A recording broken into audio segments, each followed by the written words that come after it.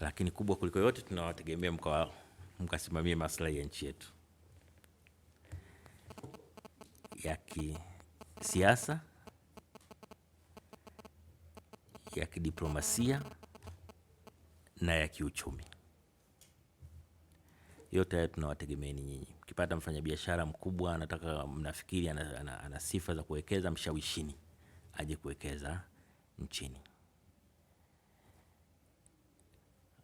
Wako wafanyabiashara wengine wanaotaka wenyewe, watatokea wengine ambao wanakushawishi kwa bwana, tunakuja kuwekeza na tutakupa hisa kiasi fulani. Sasa ile kwenye hisa pale chomokeni, pale ni conflict of interest. Kwa hiyo maeneo ya kiuchumi, kisiasa na kidiplomasia ndio maeneo makubwa, na hasa katika kipindi hiki ambacho rais wetu anajitahidi sana kuimarisha mahusiano ya kimataifa, lakini vile vile anajitahidi sana kujenga uchumi wa nchi yetu, kupeleka mbali zaidi ya ulipo sasa. Kwa maneno mengine, mabalozi tunategemewa zaidi kufanya kazi kubwa sana